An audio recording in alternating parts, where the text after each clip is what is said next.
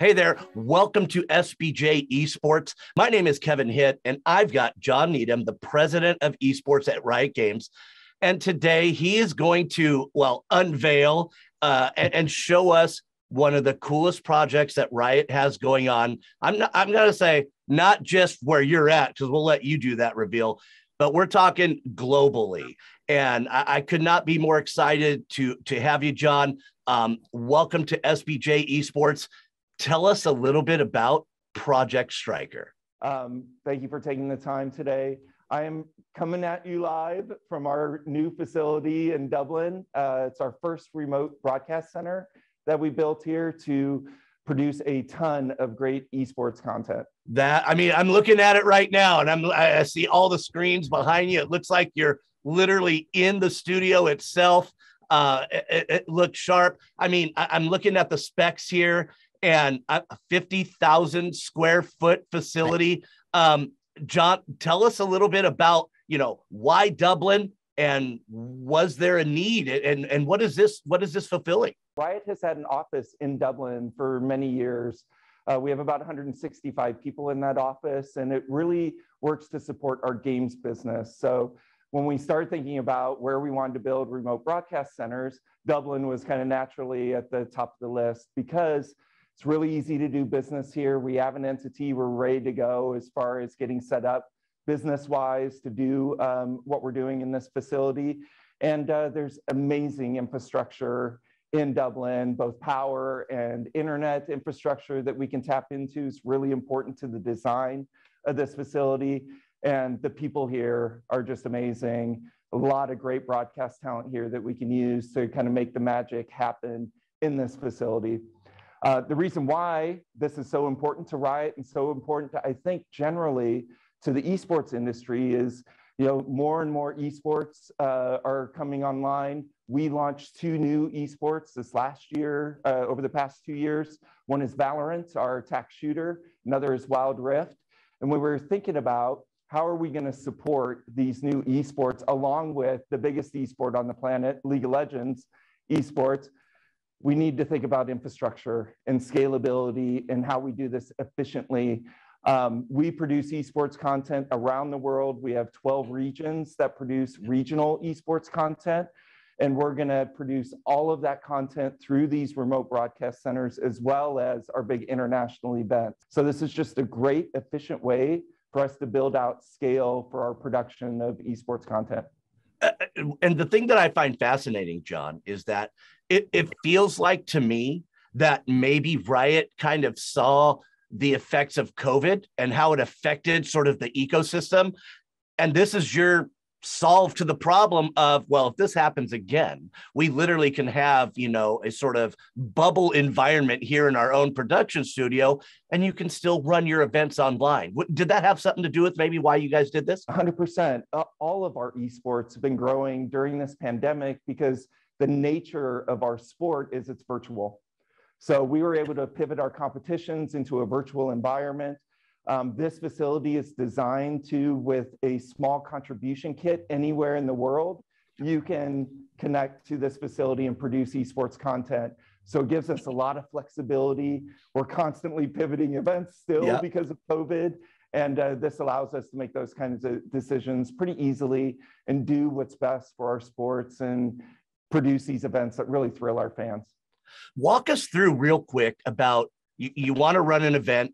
Not only, if I'm getting this right, not only, again, can you have people in studio, whether it's talent or the event or things that you're running, but like you just said, you also can connect from anywhere. So if let's say there's that talent that you really like that maybe isn't able to travel, you're saying they literally can just come in and pipe in and you'll do it all from there in that central hub? Yeah, 100%. So at the event itself, we'll have this contribution kit. It allows us to connect all the cameras, all the microphones, everything we need to kind of put into our broadcast feed. We could separately have a caster or a host that's in a completely different location. And what happens here at the facility is it'll combine those 2 feeds. It'll do all the graphical overlays, all the encoding, and it will send out the feed to our distribution partners, primarily Twitch and YouTube right now. And so Project Striker, which is the name we're giving this, Yes. Are you looking to expand Project Striker and maybe create other studios in different regions? So this is the first remote broadcast center that we built. We have a second one that's under construction right now in Seattle. And we're looking at options for Southeast Asia. And the idea is that we have 24/7 coverage, basically follow the sun coverage around the world. And we'll always have infrastructure, regardless of where we do events or where we have leagues that we can tap into. And so, John, you looking at this, primarily, League of Legends, Valorant, Wild Rift, and any other plethora of esports titles that you guys are going to put out there. And, what are you excited about the most for Project Striker going forward? Just the flexibility that the infrastructure gives us. All of the technology. We have worked very closely with Amazon Web Services in constructing this facility and architecting how it's going to operate.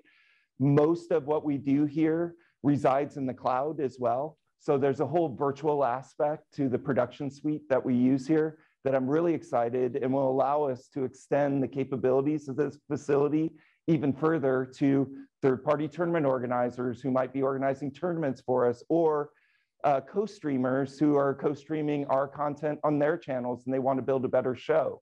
So the virtualization aspect of this and all the work that we're doing with Amazon and Cisco, as well as our networking partner, is one of the parts that I'm really excited about. So we may get to the point with our third facility in Southeast Asia that we don't need a 50,000 square foot facility. If everything is virtual in that case, we might just have a much smaller facility and have a lot more of it virtualized in the cloud. And again, if I'm hearing this right, another thing that I see that I'm excited about is at a time where, we're seeing a little tumultuous, things going on in the esports ecosystem. If you're into production or you're talent and you're trying to make a mark, there might be some jobs coming your way in the next few years. Is that accurate? We are always looking for fresh casting talent and interviewers, and this will allow us actually to have a lot of flexibility and using that talent because they can be anywhere. I mean, Seattle, Dublin, Southeast Asia. I mean, this is exciting stuff. So, John, this is the part where I fall on my sword and I ask, hey, if I haven't done my job properly as an interviewer, is there something that I've missed that you think needs to be said about Project Striker? We are really focused on producing AAA next generation esports content, but Riot has a bigger vision. We want to be a new kind of entertainment company, an entertainment company that's rooted in games. So these types of facilities that we're building, they can be used for entertainment content. You may have seen Arcane released on Netflix this last year. Absolutely. We're producing more entertainment content, more music live events, more events kind of around our core games business. We're going to be leveraging this to bring that to life as well. Yeah, I've watched Arcane just like millions of others across the world. What an exciting product. Well, John, seriously, thank you so much for being here today. I couldn't be more excited for you guys. And this really does bode well for the esports ecosystem. So thank you so much for coming. Thank you for your time. All right. And so for SBJ Esports, my name is Kevin Hitt. I'm glad you joined us and we'll see you next time.